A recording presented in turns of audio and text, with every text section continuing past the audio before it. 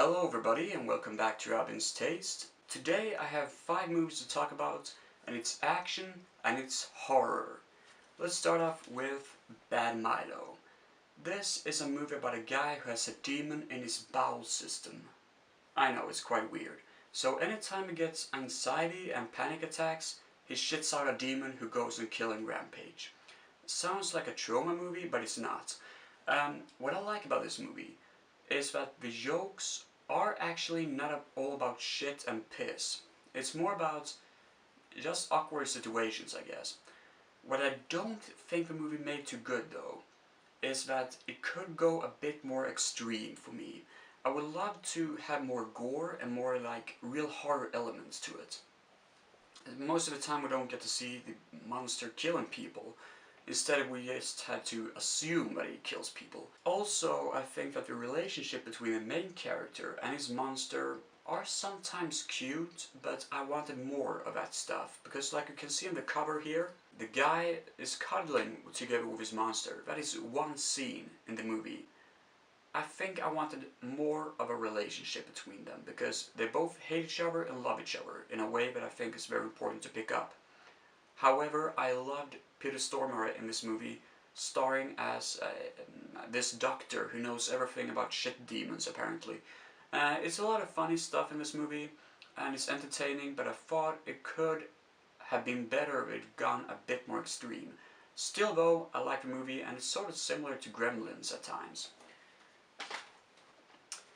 We continue on with Serenity, a movie that I don't think needs too much of an explanation what it's about, but I'll give my best shot. There was this TV series known as Firefly that was cancelled from TV, and everybody was like, oh no man, it was awesome. Anyways, they cancelled the show, and instead they made a movie, Serenity, where we get to see this crew out in space in a spacecraft, and they have a lot of humor and love and a lot of interesting characters in it. However, this movie feels sometimes like it plays some characters that don't really do anything in the movie, like the main character's love interest.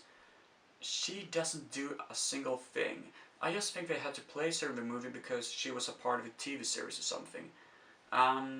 Still though, it's an epic movie with fantastic fights, and yeah, it's just entertaining. Streets of Fire. It's kind of similar to Heavy Metal, in case you watch that animated movie. If you remember that segment where a cab driver is going around in Washington DC, for some reason that reminds me of this movie.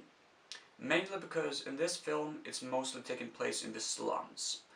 And it's about a guy, a badass kind of bounty hunter-ish character with a rifle in his hand and a badass attitude. He's gonna save his girlfriend who's kidnapped by a couple of bikers. Where the leader is played by Willem Dafoe. It has amazing rock and roll music, which really fits perfect to the action scenes, and it's a real movie, so I mean it's not animated or anything. But for some reason I think it's similar to Heavy Metal. This movie works perfect to check out in the middle of the night, because it has that vibe to it that really works perfectly during the middle of the night. It's badass, it's cool, and I recommend this movie. Remember the title, Streets of Fire. It's not a good title, but what the hell, it works. Motorway is up next. This is one of the most badass cover designs of an art design I've ever seen. And that's the only good thing about the movie, because buy the poster but don't buy the movie, Jesus Christ, because this movie was a very big letdown. It's about this cop chasing down a criminal guy in the middle of the streets of Tokyo or something. I didn't really get it. It was a stupid story that is just so simple to forget. It's like your brain just shut off and you stop watching the movie and start thinking about other stuff. And that is a bad sign for a bad movie. Tucker and Dale versus Evil. Now, it's about two hillbillies in the middle of a forest who has this summer house, kind of. And they're just chilling out, you know, fishing, drinking beer, whatever, you know.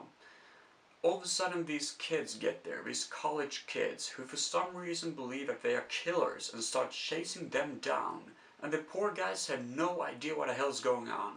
It's like a twisted sort of horror story where the children instead become the killers. and the hillbillies are sort of like not getting anything what the hell is going on. It's funny, it's an interesting take on the classic horror genre, and I recommend it. It's a really good one. I'm done for the day. That's it, and actually I think this update was pretty successful. Take care, bye.